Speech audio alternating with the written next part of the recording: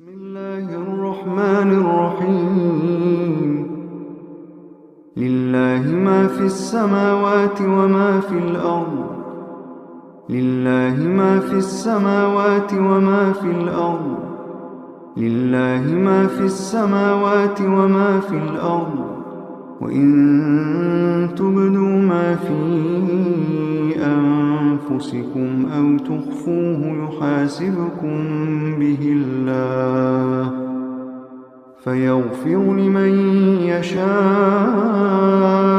ويعذب من يشاء فيغفر لمن يشاء ويعذب من يشاء والله على كل شيء قدير والله على كل شيء قدير.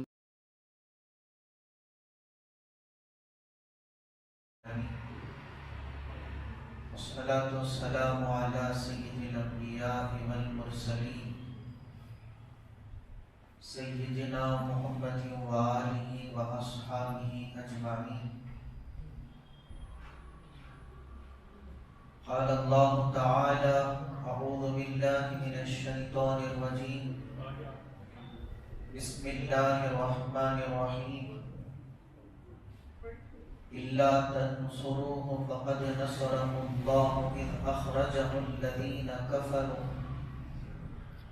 ثاني اثنين إذ هما في الغار إذ يقول لصاحبه لا تحزن إن الله معنا فأنزل الله سكينته عليه وأيده بجنود لم تروها وجعل كلمة الذين كفروا السفلى وكلمة الله هي العليا والله عزيز حكيم.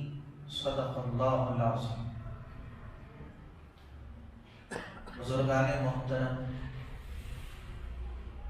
سورہ توبہ کی آیت نمبر 40 اس وقت میں نے آپ کے سامنے تلاوت کرنے کی سعادت حاصل کی ہے.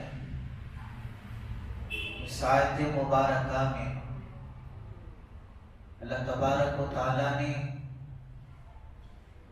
میرے اور آپ کے آقا امام الانبیاء حضرت محمد رسول اللہ صلی اللہ علیہ وسلم کے ہجرت کا تذکرہ فرمایا.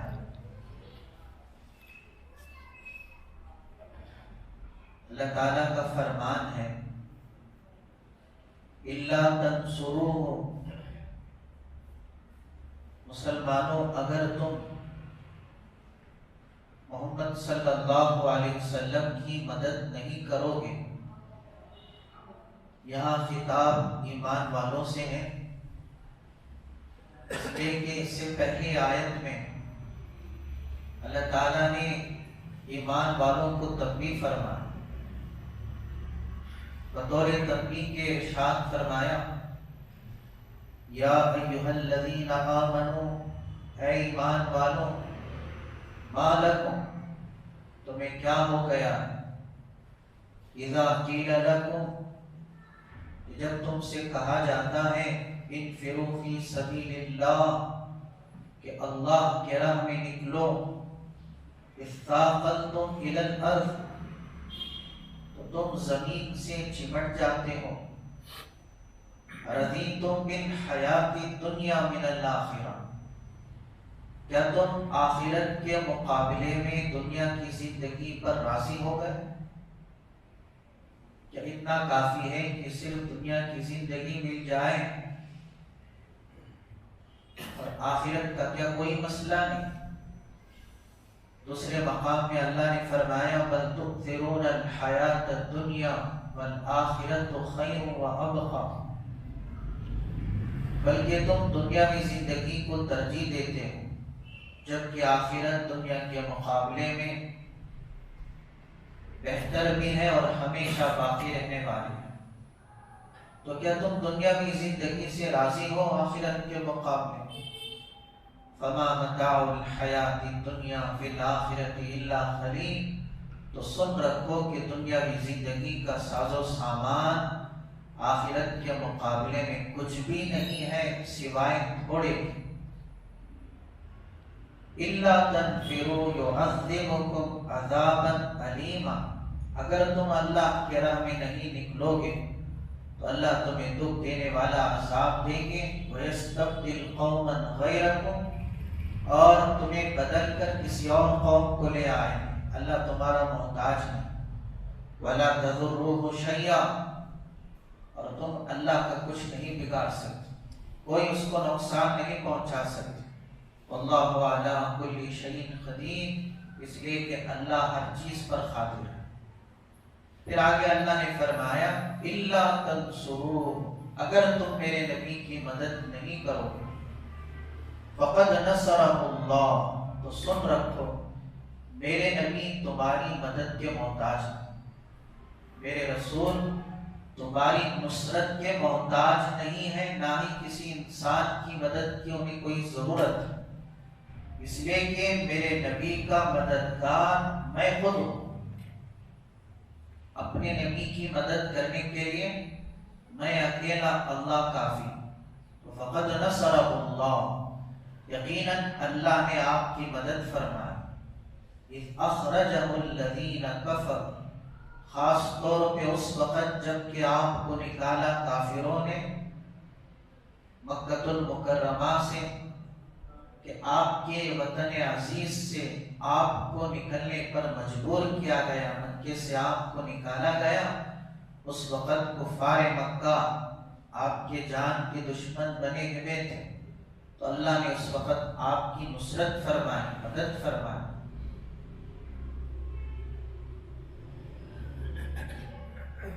اللہ کے حبیب پاک صلی اللہ علیہ وسلم کے بعثت کے 13 سال بعد 40 سال کی عمر میں اللہ پاک نے آپ پر وحی اتاری، آپ کو نبوت عطا فرمائی، اور نبوت ملنے کے 13 سال تک آپ نبوت ملنے کے بعد 13 سال تک مکہ المکرمہ میں قیام فرمائے۔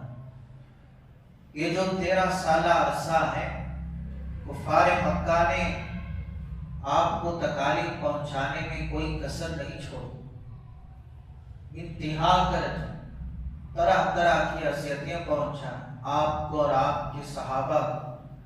اللہ کے حبیب پاک صلی اللہ علیہ وسلم کا فرمان ہے، اللہ کے راہ میں جتنا مجھے ڈرایا گیا اتنا مجھ سے پہلے کسی رسول نبی کو نہیں ڈرایا گیا۔ اللہ کے راہ میں جتنی تکلیفیں مجھے پہنچائی گئیں اتنی تکلیفیں کسی اور رسول کو نہیں پہنچائی، تو ظالموں نے کوئی کسر نہیں چھوڑی، حتیٰ کہ آپ کو آپ کے مبارک وطن سے نکلنے پر مجبور کر دیا۔ محبوب خدا صلی اللہ علیہ وسلم نے مکے سے نکلنے کا اللہ کے حکم سے ارادہ بھی فرمایا کہ مکے سے آپ مدینے کی طرف ہجرت فرمائے۔ اس زمانے میں مدینے کا نام یثرب تھا، آپ مدینہ تشریف لائے، پھر آپ نے یثرب بدل کر اس کا نام مدینہ رکھا۔ تو جب آپ نے ہجرت کا ارادہ فرمایا تو کفار کو اس کی اطلاع ہو گئی کہ آپ اور آپ کے صحابہ، آپ پر ایمان لانے والے مکہ چھوڑ کر مستقل ایسے علاقے کی طرف روانہ ہونے والے ہیں۔ انہوں نے سوچا کہ اگر یہ لوگ مکے سے نکل کر یثرب میں پناہ لے لی اور وہاں موجود مسلمانوں نے ان کی مدد کی تو پھر ہمارے وجود کے لیے خطرہ، ہماری تجارتوں کے لیے خطرہ، ہمارے آبا و اجداد کے دین کے لیے خطرہ، تو ہم ان کی ہجرت کو کامیاب ہونے نہیں دیں گے۔ تو اس لیے کفار مکے میں دارالندوہ میٹنگ ہال میں جمع ہوئے، تو بڑے بڑے جن میں ابو جہل بھی تھا، ابی بن خلف بھی تھا، حتیٰ کہ روایتوں میں ہے کہ شیطان بھی ایک نجمی، ایک بوڑھے آدمی کی شکل میں مجلس میں حاضر ہو گئے۔ مشورہ ہو رہا کہ بتاؤ حضور کے ساتھ کیا کیا جائے، محمد کے ساتھ کیا معاملہ کیا جائے صلی اللہ علیہ وسلم. تو مختلف رائے سامنے آئے لیکن کسی کو طے نہیں کیا گیا.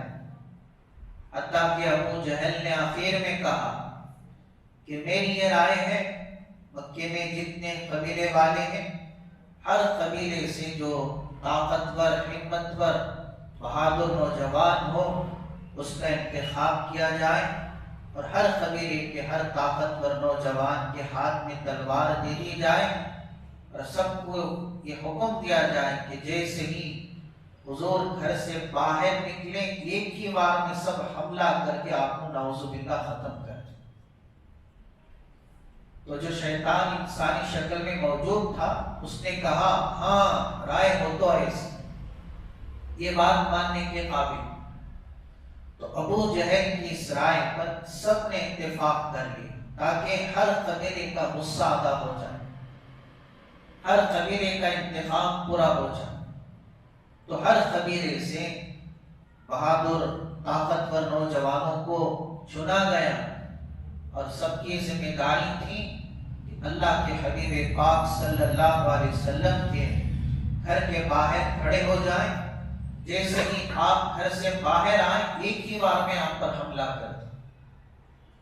تو ادھر اللہ پاک نے حضرت جبریل علیہ السلام کو آپ کی خدمت میں بھیجا اور ان کے ناپاک سازش سے اللہ نے آپ کو آگاہ فرمایا کہ اے میرے نبی کا یہ منصوبہ ہے، لہٰذا آپ آج کی رات اپنے بستر پر آرام نہ فرمائیں. 26 سفر کو انہوں نے مشورہ کیا. 27 سفر کا واقعہ ہے. 622 عیسوی میں واقعہ پیش آیا. اس وقت ہمارے نبی کی عمر مبارک 53 سال تھی، 50 پر 3 سال.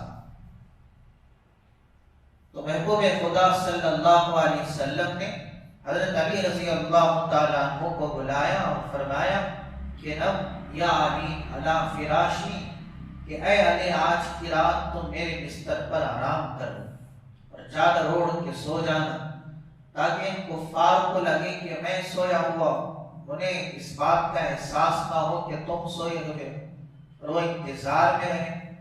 اور رہی بات آپ کی کہ اللہ نے آپ کی مدد فرمائی، فقد نصرہ اللہ، اللہ نے اس طرح آپ کی مدد فرمائی کہ ان نوجوانوں کے درمیان سے آپ گزر گئے لیکن ان کی آنکھوں کو آپ نظر نہیں آئے. اس طرح تھوڑی دیر کے لیے اللہ نے ان نوجوانوں کو، ان کفار کو، ظالموں کو اندھا کر دیا.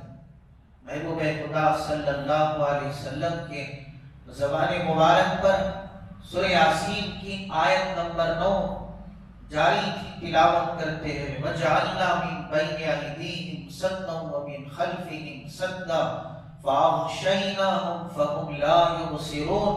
اللہ نے فرمایا کہ ہم نے ان کے آگے پیچھے پردہ ڈال دیا، اس طرح ہم نے ان کی آنکھوں پر پردہ ڈالا کہ وہ ہمارے نبی کو دیکھ نہیں سکے. ان کے درمیان سے آقا گزر گئے لیکن ہمارے نبی انہیں نظر نہیں آئے. اس طرح اللہ نے انہیں اندھے کر دیا. تو محبوب خدا صلی اللہ علیہ وسلم وہاں سے حضرت ابو بکر صدیق رضی اللہ عنہ کے گھر تشریف لے گئے. پہلے ہی سے حضرت ابو بکر صدیق رضی اللہ عنہ کو اطلاع تھی، بس آپ کے حکم کے وہ منتظر تھے. تو جیسے ہی آپ نے انہیں آواز دی تو ان کے پاس جتنا اثاثہ، جتنا مال تھا، 6000 درہم لے کر، سارا اثاثہ لے کر آپ کے ساتھ روانہ ہو گئے. ادھر حضرت علی آپ کے بستر پر آرام کر رہے ہیں. یہ نوجوان جھانک جھانک کے دیکھ رہے ہیں اور ان کی ذہن میں ہے کہ ابھی محمد آرام فرما رہے ہیں صلی اللہ علیہ وسلم. اللہ کے حبیب پاک صلی اللہ علیہ وسلم نے حضرت ابو بکر کے ساتھ یمن کی طرف رخ کرتے ہوئے آپ نے ہجرت کا آغاز فرمایا اور بچوں کے بل آپ چلتے ہوئے جا رہے ہیں. باوجود امام الانبیاء ہیں، خاتم النبیین ہیں، باوجود اس کے کہ آپ کا مقام اللہ کے بعد سب سے بڑا مقام ہے، لیکن پھر بھی محبوب خدا نے اسباب کو اختیار کیا، رہتی دنیا تک کے مسلمانوں کو ایک پیغام دیا، اسباب کا اختیار کرنا یہ کوئی توقع یا ایمان کے منافی نہیں ہے، اس کے خلاف نہیں۔ تو ان کفار کے حملے سے بچنے کے لیے محبوب خدا پنجوں کے بل چل رہے تھے کہ اس زمانے میں راستے بالکل کچے تھے کہ قدموں کے نشان ریت پہ نہ پڑ جائیں کہ جس سے انہیں معلوم ہو جائے کہ اس راستے سے آپ گزر کے گئے۔ پنجوں کے بل چلتے ہوئے جا رہے تھے، حتیٰ کہ مکہ المکرمہ سے 5 میل کے فاصلے پر جو غار ثور پہاڑ ہے، پہاڑ کے قریب پہنچے۔ محبوب خدا صلی اللہ علیہ وسلم کے پنجے زخمی ہو چکے تھے، اب پہاڑ پر چڑھنے کی باری تھی۔ حضرت ابو بکر صدیق رضی اللہ تعالیٰ ایسی محبت کرنے والے اصحاب نبی تو سب کے سب مخلوق میں سب سے افضل ہیں، اصحاب نبی تو سب کے سب مخلوق میں سب سے افضل ہیں، صدیق کے جیسا عاشق ہونا سب کے بس کی بات ہے۔ ایسی محبت آقا سے کہ جب ہجرت کے لیے روانہ ہوئے، حضرت ابو بکر کبھی آگے آتے، کبھی پیچھے آتے، کبھی دائیں آتے، کبھی بائیں آتے، جیسے پروانہ شمع کے ارد گرد چکر لگاتا ہے، اس طرح کبھی آگے، کبھی پیچھے، کبھی دائیں، کبھی بائیں۔ حضور اکرم صلی اللہ علیہ وسلم نے پوچھا کہ ابو بکر یہ کیا بات ہے کہ کبھی آگے آتے ہو، کبھی پیچھے، کبھی دائیں، کبھی بائیں؟ تو عرض کرنے لگے یا رسول اللہ، میں آگے اس لیے آتا ہوں کہ کوئی دشمن آگے سے آپ پر حملہ نہ کرے۔ جب میں آگے رہتا ہوں تو دل میں خیال پیدا ہوتا ہے کہ میں آگے رہوں، کہ ایسا نہ ہو جائے کہ دشمن آپ پر پیچھے سے حملہ کرے، اس لیے میں فوراً پیچھے آ جاتا ہوں۔ پھر کبھی خیال آتا ہے کہ دائیں جانب سے کوئی حملہ نہ کرے، اس لیے میں دائیں جانب آ جاتا ہوں۔ پھر خیال آتا ہے کہ کہیں بائیں جانب سے حملہ نہ کر دے، اس لیے میں بائیں جانب آ جاتا ہوں۔ تو جب پہاڑ پر چڑھنے کی باری آئی تو حضرت ابو بکر صدیق رضی اللہ عنہ نے عرض کیا یا رسول اللہ، آپ میرے کندھے پر سوار ہو جائیں، میں آپ کو اپنے کندھے پر بٹھا کر پہاڑ پر جو ہے اپنے سفر کو جاری رکھوں گا۔ حضور اکرم صلی اللہ علیہ وسلم حضرت ابو بکر صدیق رضی اللہ عنہ کے کندھے پر سوار ہوئے، یہ سعادت ان کی قسمت میں آئی۔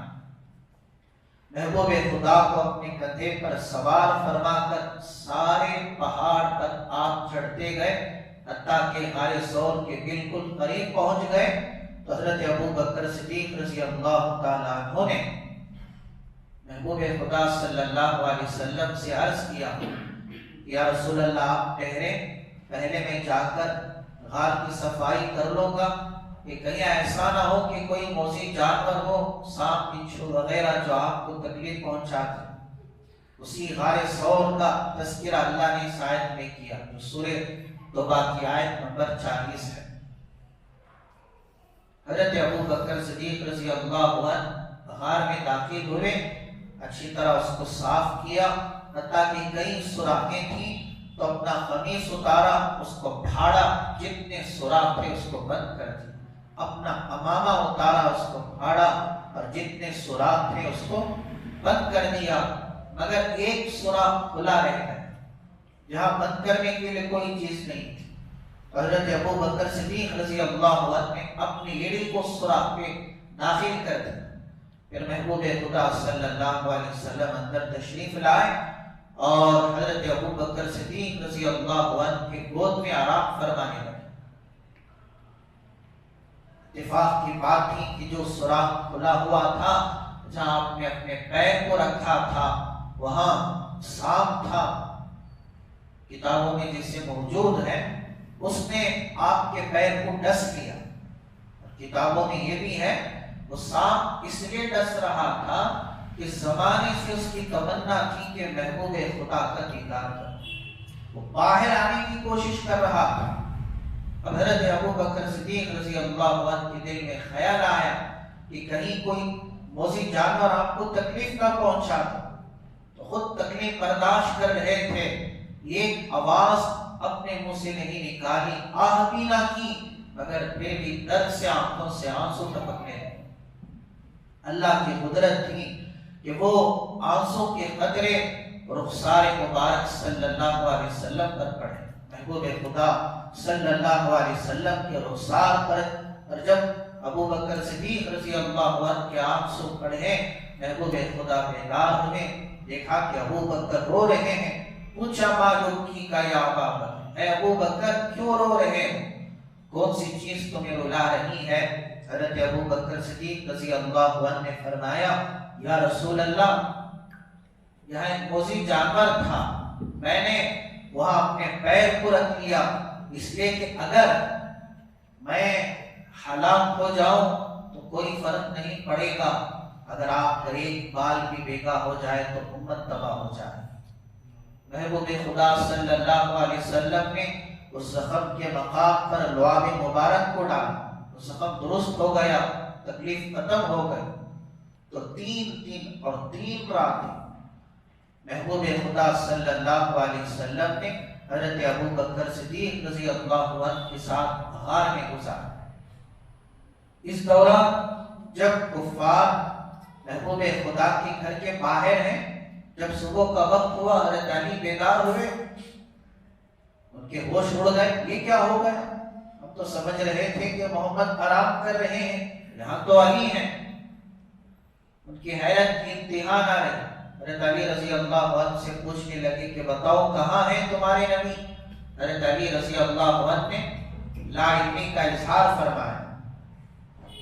فرمایا کہ مجھے پتا نہیں، تم ظالموں نے حضرت علی رضی اللہ عنہ کو مارا، حتیٰ کہ بیت اللہ تک مارتے ہوئے لے آئے اور آپ کو قید کر دیا۔ پھر کہنے لگے کہ قید کرنے سے کوئی فائدہ نہیں، چھوڑ دیا گیا، اور یہ اعلان کرایا گیا کہ جو حضور کو اور آپ کے ساتھی ابو بکر کو زندہ یا مردہ گرفتار کر کے لائے گا، پکڑ کے لائے گا، ایک ایک کے بدلے میں ہم 100 اونٹوں کا اعلان کرتے ہیں۔ تو اس لالچ میں کئی کفار اس کے لیے تیار ہو گئے۔ تو اسی سلسلے میں بعض غار ثور کے قریب بھی پہنچ گئے۔ اللہ نے پہلے ہی سے نظام چلا کے رکھا تھا، بکری کو حکم دیا تھا کہ وہاں جالا تن، اور کبوتر کو حکم دیا تھا کہ وہاں انڈے ڈال۔ تو اس طرح اللہ نے ایسے نظام وہاں سے پہلے سے منظم کر کے رکھا تھا تاکہ دیکھنے والوں کو پتا چلے کہ یہاں کوئی داخل نہیں ہوا ہے، ورنہ بکری کا جالا کہاں سے ثابت رہتا؟ یہ تو یوں لگ رہا ہے کہ زمانے کا ہے۔ تو اللہ نے اس طرح اپنے محبوب کی مدد فرمائی کہ غار ثور کے دشمن قریب آ گئے۔ حضرت ابو بکر صدیق رضی اللہ عنہ دیکھ رہے ہیں دشمن بالکل قریب ہیں، تو اسی لیے اللہ تبارک و تعالیٰ نے فرمایا کہ ثانی اثنین، ان دونوں میں سے دوسرا، جس سے مراد میرے اور آپ کے نبی ہیں، اذ ہما، دونوں میں سے دوسرا اللہ نے کیوں فرمایا؟ حالانکہ پہلے آپ ہیں، دوسرا حضرت ابو بکر ہے، لیکن اپنے نبی کے سلسلے میں فرمایا کہ دونوں میں سے دوسرا۔ حضرات مفسرین نے فرمایا کہ اس کا مطلب یہ ہے کہ غار میں داخل ہونے کے اعتبار سے آپ دوسرے نمبر پر ہیں۔ پہلے حضرت ابو بکر داخل ہوئے، اس لیے کہ آپ کی آمد سے پہلے اس کو اچھی طرح صاف کر دیا جائے، کوئی موذی جانور آپ کو تکلیف نہ پہنچائے۔ تو ثانی اثنین، دونوں میں سے دوسرا، اذ ہما، جبکہ دونوں فی الغار، غار میں تھے، اذ یقول، یہ زمین لوٹ کی ہے ہماری نبی کی طرف، جبکہ محبوب خدا صلی اللہ علیہ وسلم نے اپنے ساتھی حضرت ابو بکر سے فرمایا لا تحزن، کہ جب حضرت ابو بکر صدیق رضی اللہ عنہ نے دیکھا کہ دشمن بالکل قریب ہیں تو انہیں اپنی جان کی فکر نہیں تھی۔ ان الفاظ میں اللہ نے وہ کیفیات بیان فرمایا کہ لا تحزن، یہ لفظ بتا رہا ہے، ایک ہے خوف، خوف کا لفظ وہاں آتا ہے جہاں اپنی جان کی فکر، اور ایک ہے حزن، حزن کے معنی غم کے آتے ہیں، یہ غم اپنے سلسلے میں نہیں، سامنے والوں کے سلسلے میں۔ تو اللہ تبارک و تعالیٰ نے لا تحزن کا لفظ لا کر حضرت ابو بکر صدیق رضی اللہ عنہ کی محبت کا اظہار فرمایا، جو آپ کے دل میں آقا سے محبت تھی، حضرت ابو بکر کو اپنی جان کی فکر نہیں تھی.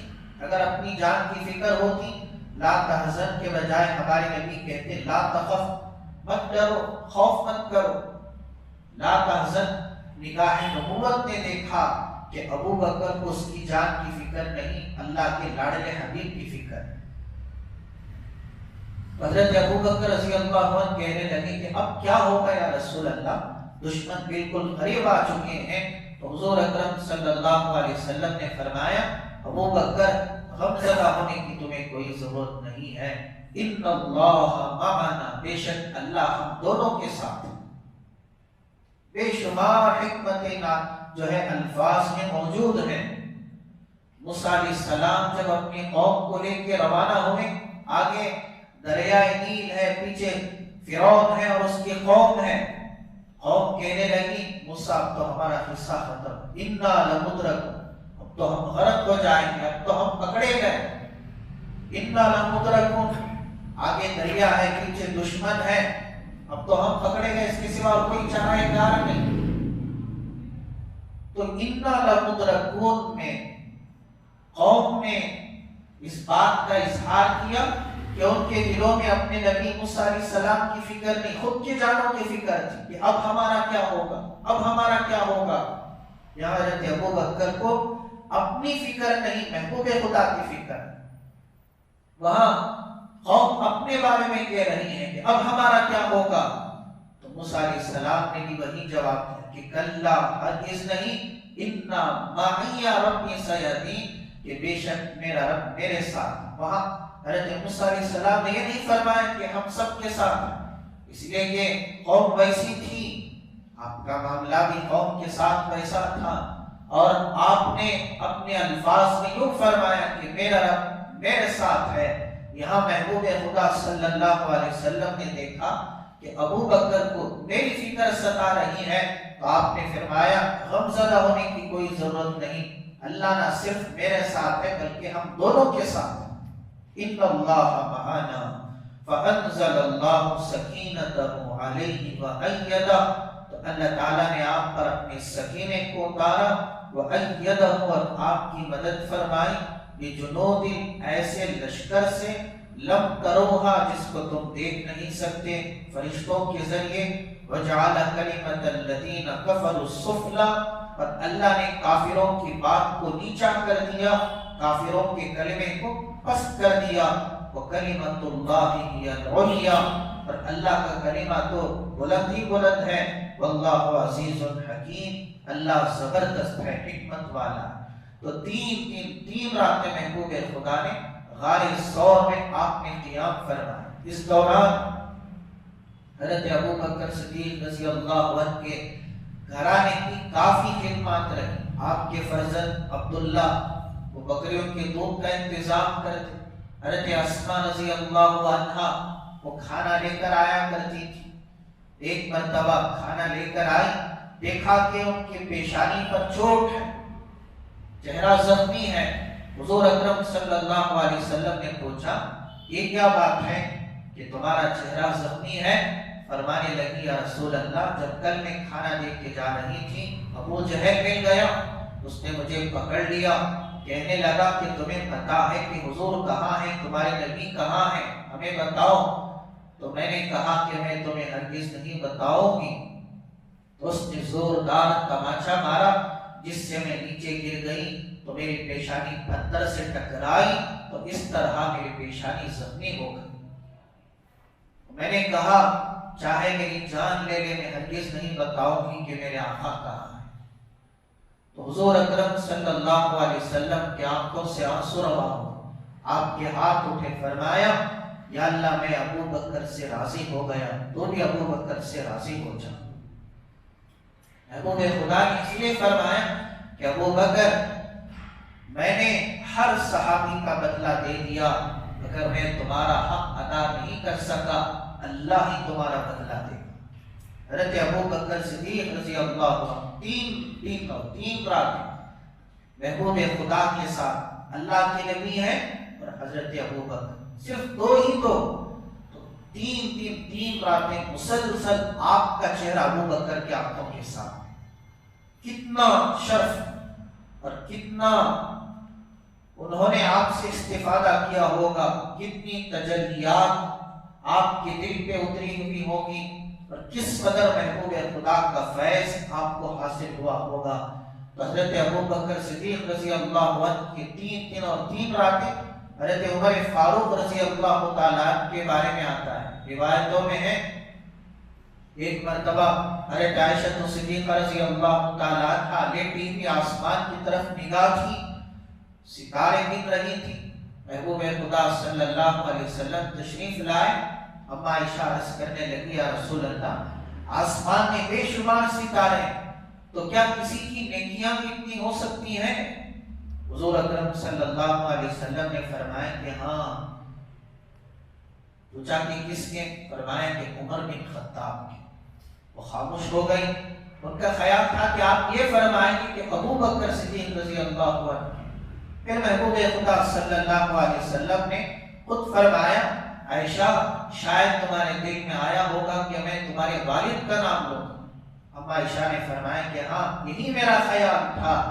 آپ علیہ السلام نے فرمایا عائشہ تم اپنے والد کے سلسلے میں کیا پوچھتی ہو؟ ان کی نیکیاں تو اتنی ہیں کہ غار ثور میں جو 3 راتیں انہوں نے گزاری، عمر بن خطاب رضی اللہ عنہ کی ساری زندگی کی نیکیاں ان 3 دنوں کا مقابلہ نہیں کر سکتی۔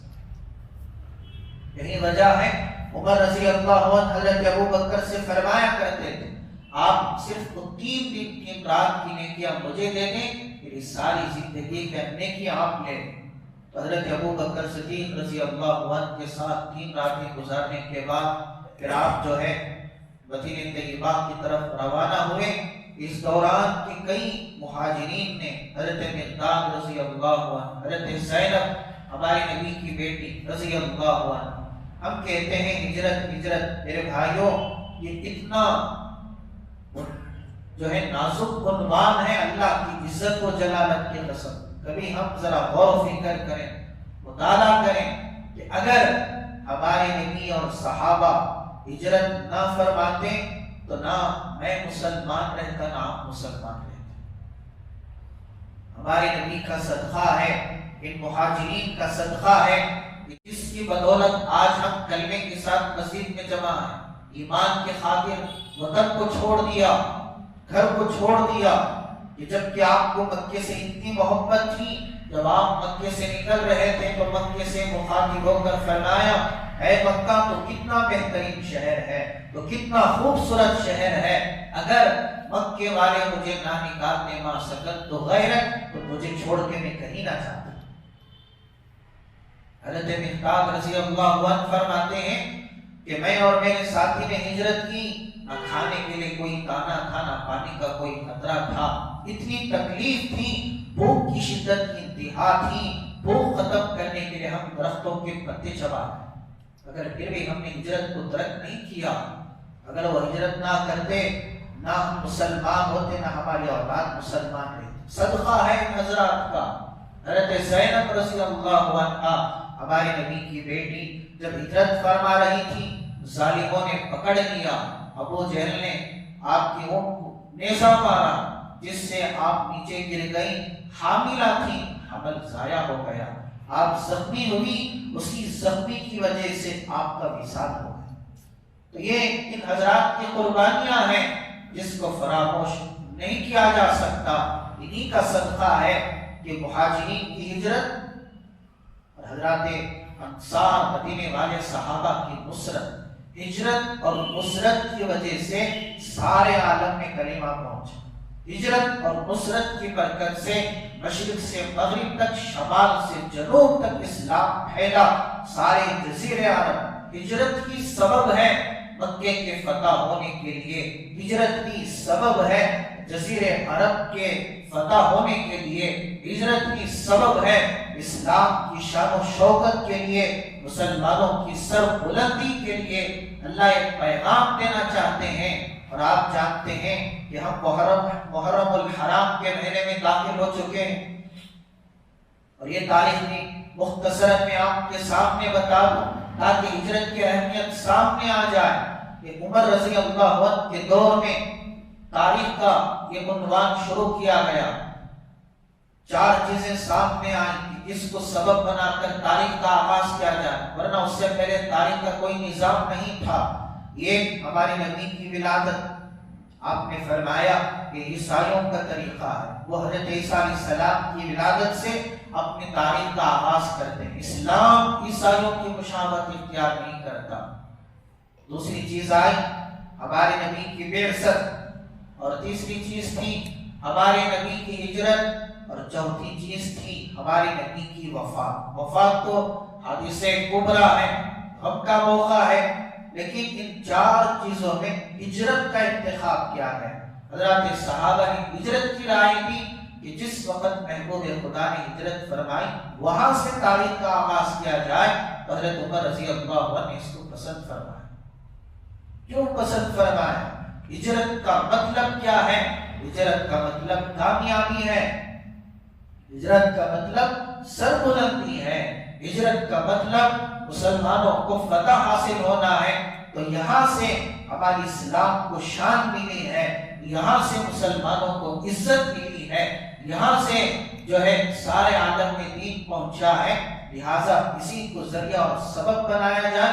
تو وہاں سے تاریخ کا سلسلہ ہماری تاریخ کا آغاز ہوا، جو آج کے ہجری 1445 ہجری میں ہم داخل ہو چکے ہیں۔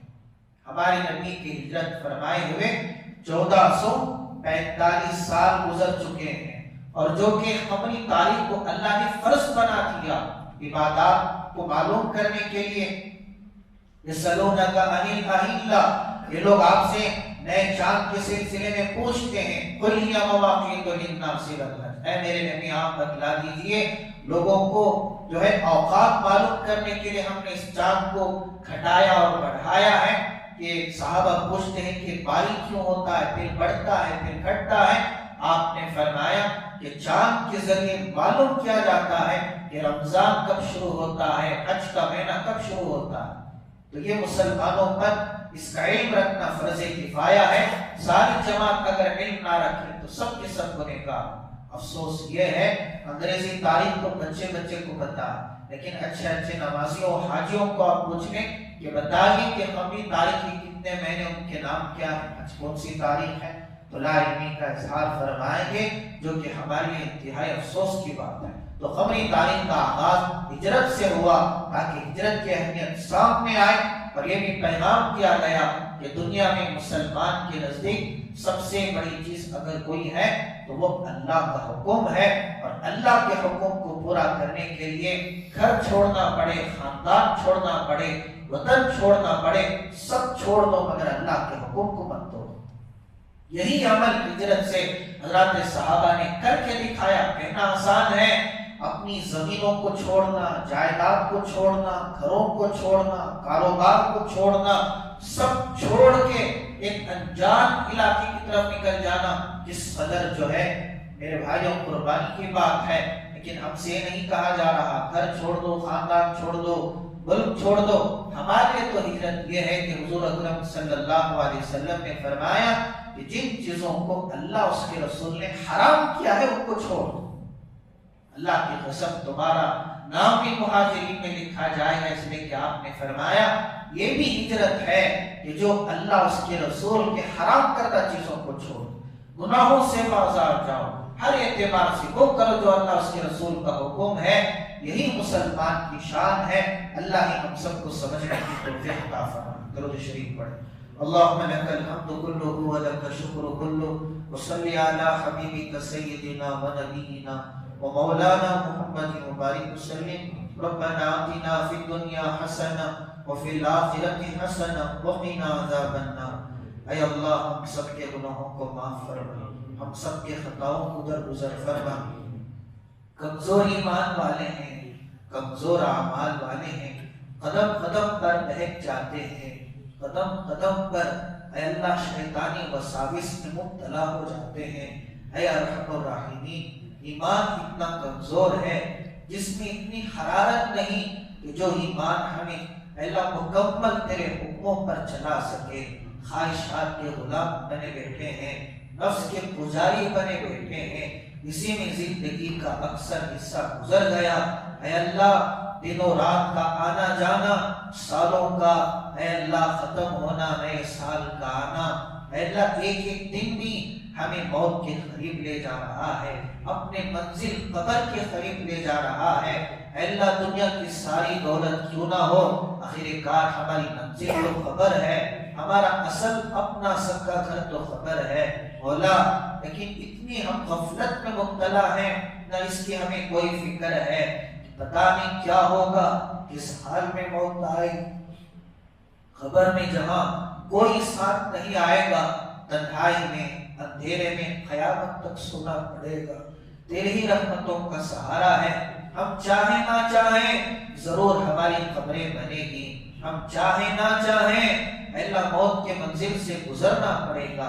کیسے کیسے بادشاہ سکندر کے جس نے ساری دنیا کو فتح کر لیا، لیکن موت نے اس کو بھی نہیں چھوڑا۔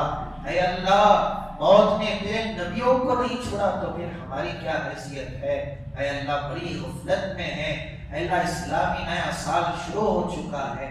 اے رب کریم اللہ محرم آپ کا مہینہ ہے، آپ کے اس مہینے کا واسطہ ہم سب پر رحم فرما، کرم فرما۔ موت سے پہلے ہمیں اے اللہ دین کی سمجھ دے دے، موت سے پہلے اے اللہ اپنا ڈر اپنا خوف ہمارے دلوں میں پیدا کر دے۔